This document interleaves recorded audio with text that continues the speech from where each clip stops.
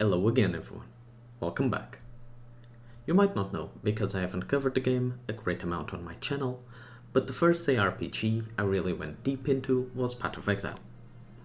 I've been playing it since Incursion League many years ago, and I believe I've played every single season since then to a certain amount.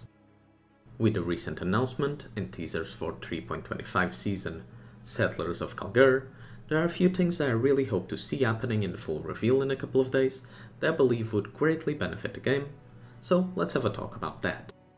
Also, in the background, I'm just putting some footage of a build that I'm testing and might put a video out on that in a few days, assuming it survives the patch notes, so keep an eye out for that. This is gonna be mostly like a podcast kind of video. There's not much to see unless you just want to see the build I'm currently testing out, so feel free to just put me on background and listen to it as you do something else.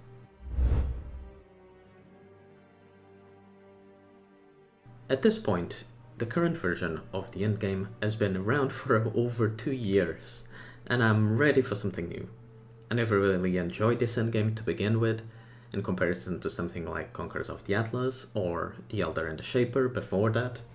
Especially the bosses, in my opinion. These are very weak overall. Searing Exarch and the Black Star are interesting, have some very unique mechanics that are rewarding when you get them right. But I think Eater of Worlds and Unending Hunger, I think is his name, are some of the least enjoyable bosses they have ever introduced into the game.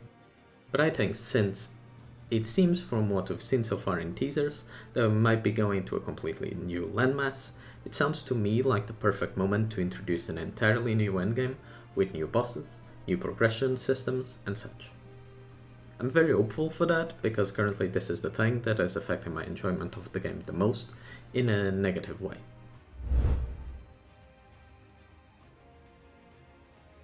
Now this is what I think people want to see the most overall. This is usually what brings, fresh enjoyment to the game, are some ascendancy changes. Now, in terms of ascendancies, there are a few that are very outdated and been power crept immensely.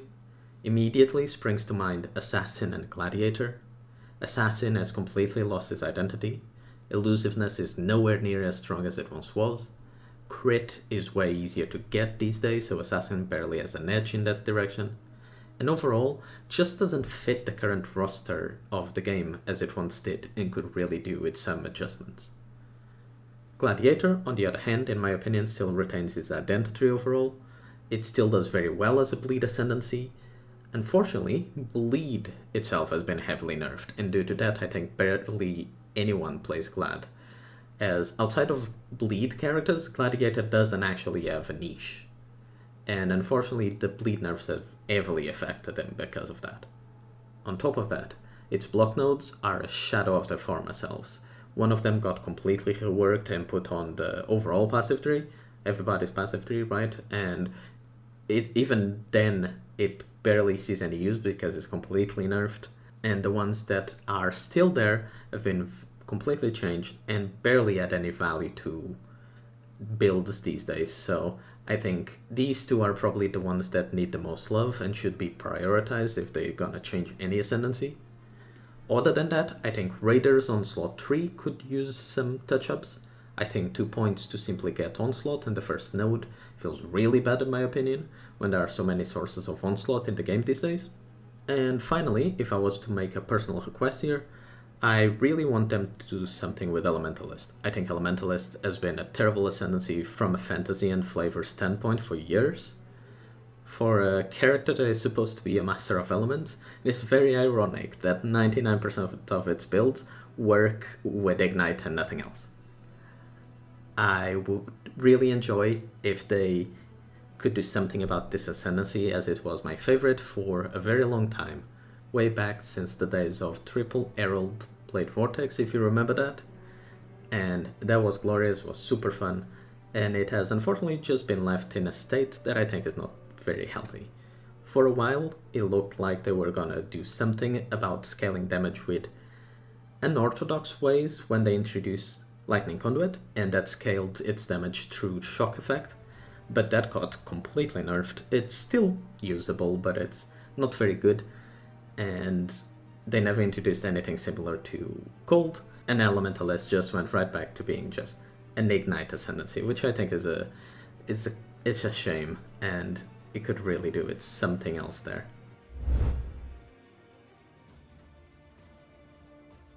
Now, I think it's not an outlandish statement to say that last league's mechanic was not great.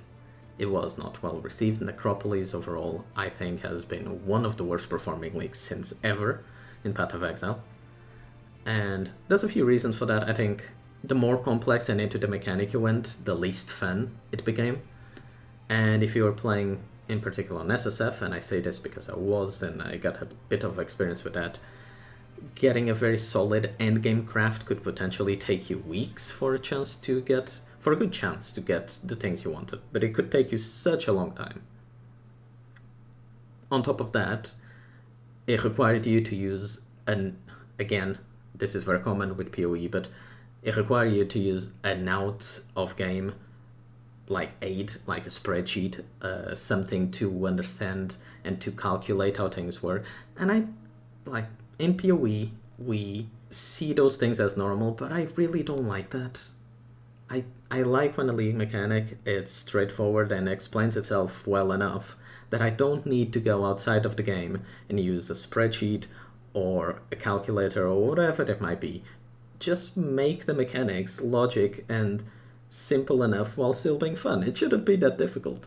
On top of that, the league had no real combat system associated with it, which I find surprising that more people don't mention this, but there were no new enemies, there were no new models, no new bosses.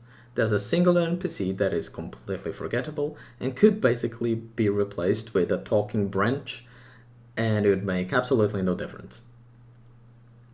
I think Necropolis was overall very underwhelming as a season, and I want to see them bounce back from that and do something great. And I think using NPCs that we are already familiar with, and that, as far as I know, the majority of the community really likes, is a very smart move, and hopefully it means that they are moving in the right direction with it.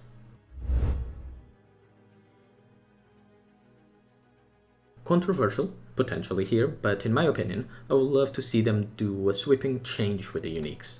Remove like 40 or 50% of the least used ones, and add a system that allows us to potentially craft them at a very, very high end, similar to LP in Last Epoch, or Legendary Aptitude in Torchlight. These could potentially be exclusive versions of uniques that only drop in something like tier 17 maps, which, by the way, I haven't mentioned, but they need to do something about because they are in a really abysmal state. But that has been talked to death by much bigger content creators than myself, so I won't go much further into that. But they could potentially only come from tier 17 maps, which would make them very rare early on, and something to work towards at the high end of builds, and add that much more chase gear into the game, which I think is very, very fun in an ARPG, and things like Calandra's Touch or Mageblood are a proof of that. And that is mostly what I want to see with this new season. There's a few things here and there that I might talk in the future, but for now these are the major things that I really want them to touch on when they do the livestream reveal in a couple of days from when of making this video. Hopefully, once the livestream goes live and I watch it and I see the patch notes, I will make a video on that and give my opinion, how things are looking and how are they progressing. If I love it, I'll say that. If I think we're going in a very unfortunate direction, I'll also say that. You can count on me to give my opinion on both ends. And yeah, hopefully it's gonna be great. And once that happens, I'll be here to talk about it. So I'll see you guys in a few days. Until then, I'll catch you all later. Bye-bye.